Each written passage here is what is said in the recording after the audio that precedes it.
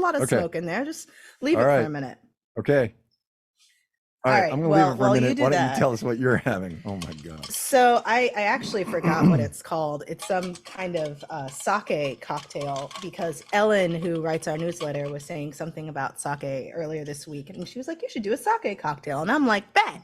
So whatever this one is, it's in the newsletter, and it has many, many ingredients, which was a lot to do in like 5 minutes. So they're all in here. It's got some cherry liqueur, it's got some vermouth, it's got bitters, it's got bourbon, it's got sake that I actually got from this really cool company in DC that has like a sake subscription service, which why not? Nice. DC sake. And it's very pretty. So I guess it's like a sake Manhattan or sake Sazerac-ish. Anyway. And I like it. It's actually really nice. It's like a Manhattan, but like milder. The sake kind of like tamps it down a bit. Yeah, would drink again. All right. Let's see what your drink looks like. Am I done? Right? I mean, here it is. It's been smoking, and I'd like some beer. So the smoke take is it off. Okay. All right. And swirl it a little bit. Okay. Swirl it because you want to get the oils from the side of the glass, and you have to smell the smoke. That's part of the experience. You have to sniff it. Well. Yeah. There you go. But it's just like smoke. I mean, it's like sticking your head in a campfire.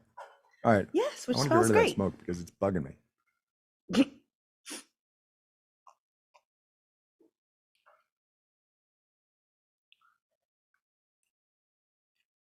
Hold on. No, this is going to be terrible for people listening on the actual pod because I'm just sitting here like waiting. So there's a little something there. I don't know. Well, so all right, wait. So it's on the finish. It's on the finish. Yeah, it's on the back end for sure. Don't hate it. Okay. Not sure it's a value add.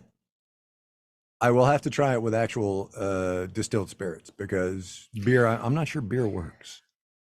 Yeah, and also maybe try with a smaller amount of beer in a glass and maybe let the smoke sit in it longer to infuse more. Okay. And that might might do it. You could definitely see how letting the smoke sit on the stuff longer would definitely help. Yeah. All right. Okay. All right. We'll try again for sure. We'll try again. All right. Cool. Also, did it without setting myself or my house on fire. So, yay. Well done, Kai. Well done. Yay. We're all very proud of you. Yeah. Thank you. Okay. Well, we should do some news. Why don't you go first? Because you have a lot of. We're talking about the same stuff, but you go first. Okay. So this has been a very big week for the Supreme Court. There were the decisions today about denial of service to protected groups. There was the student debt ruling, of course. And then yesterday was, in my opinion, the biggie, right? The rejection of race-based affirmative action in higher education, which will, of course, trickle down through that trickle down. Sorry, no pun intended. Trickle out through this economy in ways that I don't think either this country or the court is ready for yet. But what I want to talk about is a footnote in Chief Justice Roberts' opinion about the service academies. So let's remember he is in the process of saying that race-based affirmative action is not allowable in decisions in higher education. And then he has a footnote that says the United States, as amicus curiae, contends that race-based admissions program further compelling interests at our nation's military academies. No military academy is party to these cases, however, and none of the courts below address the propriety of race-based admission systems in that context. This opinion also does not address the issue in light of the potentially distinct interests that military academies may present. Now, let's remember what's at issue here, right? The case you have to make for denying due process of law under the 14th Amendment, equal protection, is strict scrutiny, right? And that has two tests. It has to withstand strict scrutiny. There are two tests. One is a compelling state interest, and the other is that it has to be narrowly tailored. And I would suggest that while it is clear that there is a compelling state interest in the national security implications of allowing the service academies to retain some form of affirmative action in having a more diverse officer corps leading an ever more diverse enlisted corps, right? I would also even if you need people with language skills. Right, right, totally. There is an equal compelling state interest in diversity in higher education. And I can't for the life of me understand how the Chief Justice and the five other conservative justices can make this distinction and not acknowledge the compelling interest that we have as a nation in diversity. That's where I got hung up on these things. I spent all night, not all night, but I spent a good couple of 3 hours last night reading these opinions, and it escapes me. It just escapes me. You know, for a party that really prides itself on telling government to stay out of the business of private industries and entities and businesses, this is an awful lot of guidance for how private businesses and entities should be running their operations. I mean, that said, the federal government also stepped in to forcibly integrate universities as well. So, take that with it. So mine is also about this, but it's about those ripple effects through the rest of the economy that you were talking about. So Politico really lays this out very clearly, because there's something called disparate impact, which is something that the federal government uses to determine whether or not a regulation or a policy might be racially damaging to certain racial or ethnic or minority otherwise disadvantaged groups. And it may be that a law or a policy isn't on its face racist, but it has a disparate impact on one particular group, and therefore the federal government will use that disparate impact in order to create or revise policy to limit or address that disparate impact, especially if it's a negative impact, right? So by saying that you can't, this affirmative action ruling, the Politico article argues, this is sort of the first step in sort of unwinding all of these other things sprinkled throughout the economy that are designed to address racial injustice, including disparate impact. And they say that conservative judges have had their eye on disparate impact and how it shows up in the government for more than a decade now. And this is a powerful new weapon to the repertoire, for it is impossible to talk of racially disparate impact without talking of race. So there are important disparate impact provisions in both state and federal law. I'm reading here from Politico. Just this March, the Housing and Urban Development reinstated a disparate impact housing rule that was withdrawn by the Trump administration. The Maine federal employment statute includes language prohibiting disparate impacts, although there's some debate as to how effective it is. Illinois and California also have broad disparate impact prohibitions in their laws. So one of the ways that this could start showing up in other parts of the economy is wait until we start seeing people challenging disparate impact and whether or not policies should be set. The federal government makes contracting decisions based on sometimes wanting to have contractors that represent women or underrepresented minority groups. I imagine that's going to be under attack, because it's effectively a quota system for allocating federal dollars. So yes, this is the beginning of a process that we're going to see show up in a lot of other places in the economy. And I strongly recommend this. And I should also say, while we're looking ahead, the Supreme Court also has decided to take up a case for next term on the Second Amendment, which is worth keeping an eye on. This is going to be whether or not people under domestic violence restraining orders can possess guns. And the person who was under domestic violence restraining order who wants to carry a gun argues that the federal law banning people from doing it violated the Second Amendment. And we have some real strong Second Amendment defenders on the court right now in a very expansive interpretation of that amendment. And that is going to be coming up.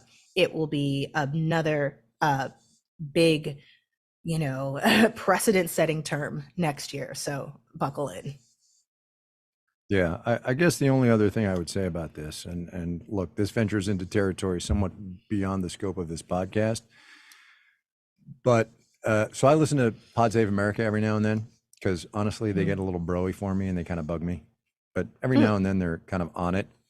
And I don't remember whether it was Tommy Vitor or Dan Pfeiffer who said, elections in this country these days are decided by fewer people than can fit into Dodger Stadium. Right? It's that few people in a handful of states. That reminds me, we should do a deep dive on ranked choice voting and where it stands. Oh, sure.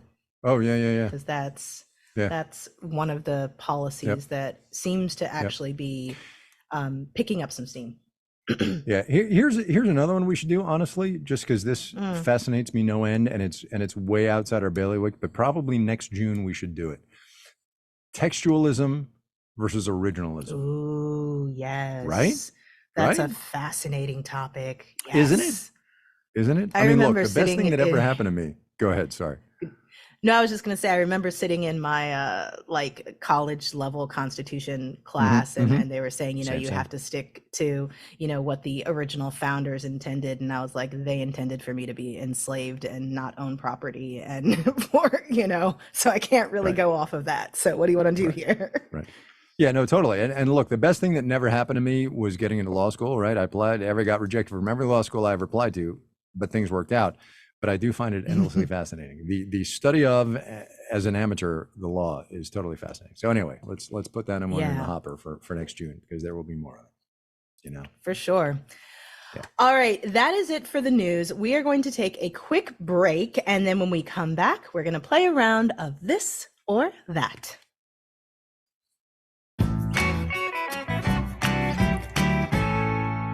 All right, it is time for our game today. We're switching it up. Well, so I'll explain that in a minute. So let me do the game intro first, right? So we're going to switch it up. We're going to do a little bit of this or that. Pretty simple. Drew's going to run through choices. We have to pick between the two, this one or that one. But so I'm smelling my beer. Here's what it is. When I was a younger man, every now and then I would have a cigar. And Right. without fail, every morning after you wake up having had a cigar, and probably one too many, right, of a beer or a drink or whatever, your mouth tastes like an ashtray. And that is a little bit what the inside of this glass smells like now. And also, you know how I said I tasted the smokiness on the back end? There's like a residue in my mouth. Yeah, there's and I wonder if oil. that's a function. Yeah.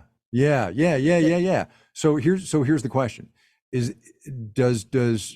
do distilled spirits, liquors, cleanse that feel from your mouth? And is it the beer that's not doing it, or is that just part and parcel of smoking your cocktails?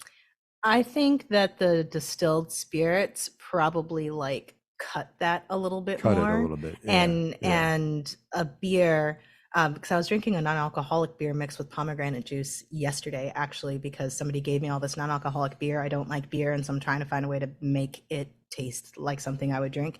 And I feel like that sort of roundness of beer won't absorb that smoke. That's the best way that I can think of it. I think that's exactly right. That's what's going on here. So Kate Gilbert, thank you for your gift. I appreciate the beer. I'm not sure this is for me, but I'll try it with a bourbon. Try it with bourbon. And then we'll figure it out. Yeah. Okay. Anyway, so this or that, Drew. Okay, it's a special 4th of July edition of This or That. So, All right. would you prefer a 4th of July backyard barbecue or a beach day? You can have both. You can have both. Not for most of both. America, Kai. Not if your Oh, well, backyard's says not the on guy the living in beach. Southern California. All right, fine. That's fair. Yes. That's fair. Yeah. So look, it's going to be 95 in LA this weekend, and I want to go to the beach, but it's going to be a zoo. So I'm going to take the barbecue at my brother-in-law's house because he's got a pool. Yeah, I'll take the barbecue just because it gives you like a bathroom nearby and like cleanliness things and kitchen so that you can actually like get all the food ready and go in and out. Yeah. And I feel like, again, chaos at beaches on a holiday weekend. I was driving back from a story today and passed one of the beaches on the Chesapeake, and it was already starting to fill up. And I was just like, nope, hard pass. Pandemonium. All right, what's next? All right, summer staycation or summer vacation? Finances permitting, I'm going to want to get out of town.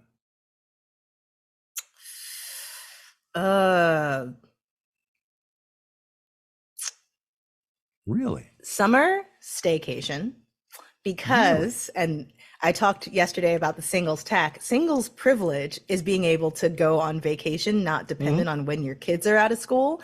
And so I tend to not usually go on vacation in the summer because that's when, our colleagues with kids kind of need that time off, and also hotels and resorts and things are packed. And so I like to go on my vacations like in the winter or in like, the middle Fair. of March or something like that. So in the summertime, I'd prefer a staycation. All right. All right. Star Spangled Banner or America the Beautiful? What about God Bless America? Kate Smith. Come on. Why do we only That have two was not an options? option. I mean, I guess you can choose that one. I'm choosing that. God bless Yeah. America. Yeah, I'm taking that one. Both of I those know, other I two know. have some problematic history behind them. Yep. And so I'm gonna say no to both. And let's go with Kai's suggestion instead. Yeah, there you go. There you go. Look at that. Host rebellion. Yeah, don't get too cocky out there. Oh, sorry, Drew. I make the rules still. Fireworks show or drone show? Oh, fireworks. I mean, atmospherics permitting. Like if you're on the East Coast or anywhere in the Canadian smoke zone this year, my guess is your city's going to cancel the freaking fireworks. But I don't think my city's going to cancel the fireworks. Is that right? Are they going to do it on the mall? Are they going to do the patriotic fourth? What's it called? Fourth. A They've Capital got a Fourth title. or something Capital like that. Fourth, right? They're going to do that. Yeah. Yeah. Yeah, they usually do. Even when Yeah. it's like kind of drizzly, they've done it in the past. So I will take the fireworks. I have so many like fun childhood memories of totally. fireworks, and we have so much technology in our lives. It's kind of cool that, a technology that's been around for thousands of years still like inspires joy and awe. I love it. Amen. Absolutely. There you go. Yeah. Last topic. Okay, everybody in the YouTube chat, get ready to vote, and we will vamp while we wait for you all to weigh in. Go for Very it, well. Drew. At your backyard barbecue, are you going burgers or hot dogs? Oh, I have thoughts on this actually. And also What are as your a thoughts? sub-question, are hot dog sandwiches? Hmm. I just made that up. I don't know. And do hot dogs include bratwurst and Oh, Polish see, sausage, now we're like 4 layers deep. half man. smokes, which is a Yeah. DC thing. Isn't half smokes like a Philly thing? I don't know. Anyway. I'm not trying to get in anybody's fight. I keep my food fights to St. Louis stuff. I don't I've lived here for a long time, but I'm not touching anybody else's like food culture fights. Absolutely not. You got to go with what you care about. Yes, and like know your abilities here. That's While correct. we're vamping, That's I correct. will show everyone Jasper unconscious on the bed since he didn't make his appearance. That's so funny because a lot of people are saying, "Where's Jasper?" They're also saying, by the way, I should tell you, I don't know if you saw this go by. They're a little worried that your painting is crooked. Oh, yeah, it probably is. Sometimes I like to leave my paint. Don't wake him up. What are you I should be on my- doing? What is that? They wanted Don't to see him. But now you're the worst. I'm not the worst. Willow came to you with a ball in her mouth and you ignored her. So I had fire in my hands. I'm Here, sorry. I'll give the cat a treat. All right. And it will make everything better. Oh my God. Come on, man. All right. Anyway. All right, we got to do this. What's your answer? Anyway. Let's close the All right. poll. I'm all burgers all the way. I'll take a hot dog if that's what it is, but give me a good burger, some toppings, boom, I'm good. So to be honest, I usually have neither when I'm grilling. I will do like brats occasionally, but it's mostly like, I tend to go all out when I'm grilling. And so it'll be like shrimp and steak and like Some veggies ribs from on my there, garden yeah, for and ribs and ribs that I started in the oven and then you finish them on the grill. And it's like, you can have hot dogs and hamburgers anywhere. If I'm grilling, it's going to be something more than that. I need to come to one of your parties, man. You throw good parties. Yes, you do. They're a blast. I need to come to one of your parties. All right. So here is the result: 153 votes, burgers 81%, hot dogs 18%. I expected something closer, to be honest with you. Oh, yeah. And also, I don't particularly love hot dogs or hamburgers myself. So, Well, that's I fair. don't really, do whatever's. All right. That is it for us today. We had a nice chonky show today. A quick programming note before we go. We will be out next Monday and Tuesday for said grilling that I will be doing on 4th of July and for the holiday. And we will be back on Wednesday. In the meantime, if you have a question, an idea for an episode, if you have thoughts on our little sample segment that we tried out yesterday, or if you have ideas for any other segments you'd like to hear us try, please let us know. We're at 508 UB Smart. Also, make me smart at marketplace.org. We're game for pretty much anything, as I think regular listeners will know. Just guessing. Make Me Smart is produced by Courtney Berg-Seeker. Today's episode was engineered by Charlton Thorpe. Drew Jostad wrote the theme music for our Friday game. Our intern is Neelafar Shabandi. The team behind our Friday game is Emily McCune and Antoinette Brock. Marissa Cabrera is our long-suffering senior producer. Bridget Bodner is the director of podcasts, and Francesca Levy is the executive director of digital and on-demand. She puts up with a lot from us. She really does. They're all long-suffering. They're all long-suffering. We just get to play on a Friday, and they're like, oh my God, we have to cut this, and we have to get this out of here, and we have to load it up. And I'm like, yeah, man. I have the big shaker today because, like, I absolutely messed up my measurement.